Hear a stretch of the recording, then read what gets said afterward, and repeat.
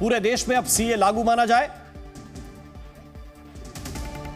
अब बिल्कुल जो अधिसूचना जारी हुआ है, मैं आपको बता दूं कि इसमें लिखा हुआ है साफ तौर पर कि नागरिकता संशोधन अधिनियम 2019 भारत के 3 पड़ोसी देशों के से धार्मिक आधार पर जो उत्पीड़ित हैं, प्रताड़ित होकर भारत आए शरणार्थियों को, जिन्होंने 31 दिसंबर 2014 से पहले भारत में शरण मांगी थी, उसको भारत की नागरिकता का अधिकार देने का ये कानून है जो हो गया है, जिसमें अब 3 देश हैं, अफगानिस्तान, पाकिस्तान और बांग्लादेश।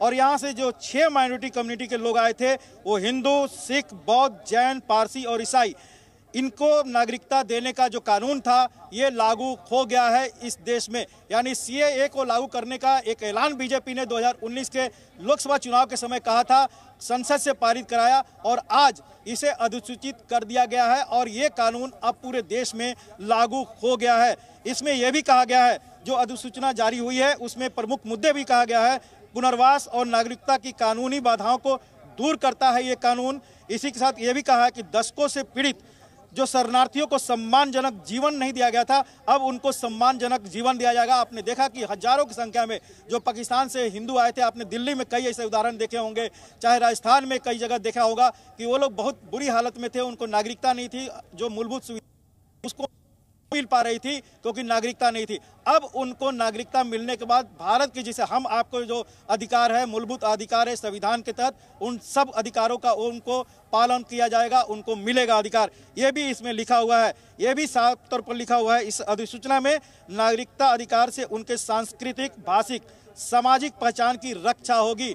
यानी जो उनको अपने माइनॉरिटी स्टेटस के कारण, चाहे हिंदू हो या सिख हो या जो यहाँ पर धर्म है, उनको उन देशों में, 3 देशों में जिस तरह से प्रताड़ित किया जा रहा था, अब वो प्रताड़ना नहीं होगी, उनको इस पे पूरी तरह से आज़ादी मिलेगी, उनको पूरा इस तरह जी। ये भी इस अधिसूचना में कहा गया है। ये भी कहा गया है, बहुत महत्वपूर्ण डिटेल इस वक्त हमारे साथ साझा कर रहे हैं क्योंकि उनके पास वो अधिसूचना है, बहुत बड़ी बात यह है।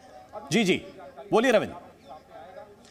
बड़ी बात है, इसमें यह भी कहा गया है कि जो आर्थिक व्यवसाय, यानी जो वो कोई भी व्यवसाय कर सकते हैं, अब यहाँ पर फ्री मूवमेंट, उन एक दूसरे जगह जाने के लिए जानकारी देनी पड़ती थी संबंधित थाने या संबंधित अधिकारियों को। अब जिसे हम आप कहीं भी जा सकते हैं, उनका फ्री मूवमेंट का अधिकार मिल जाएगा इस अधिसूचना के बाद और नागरिकता का उनको मिलने के बाद। एक बड़ा एक तरह कह सकते हैं एम्पावरमेंट है उन नागरिकों को जो 3 देशों से यहाँ पर आकर सालों से रह रहे थे, यानी 2014 से पहले रह रहे थे। तो यानी सरकार ने जो वायदा किया था, मोदी सरकार ने जो वायदा किया था, या बीजेपी ने जो अपनी मैनिफेस्टो में जिस बात का उल्लेख किया था, वायदा किया था देश से, उसे पूरा कर दिया गया है इस अधिसूचना द्वारा जो आपके हाथ में है।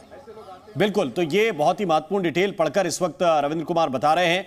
देश में सीए लागू हो चुका है इस वक्त की, ये बहुत बड़ी खबर है। सीए लगभग 5 वर्ष पहले संसद से पारित हुआ था और संसद से पारित होने के बाद उस वक्त काफी विवाद हुआ, बहस हुई, हंगामा हुआ, जाम लगाए गए और उसके बाद इसको होल्ड पर सरकार ने रख दिया था। लेकिन बार बार सरकार की तरफ से स्पष्ट किया गया कि पाकिस्तान, अफगानिस्तान, बांग्लादेश के जो प्रवासी हैं, उन प्रवासियों को ये कानून जो है वो नागरिकता देता है। हिंदू, सिख, बौद्ध, जैन, पारसी, ईसाई के लिए नागरिकता का ये कानून है और ये किसी भी तरह से किसी की नागरिकता को छीनने वाला कानून नहीं है।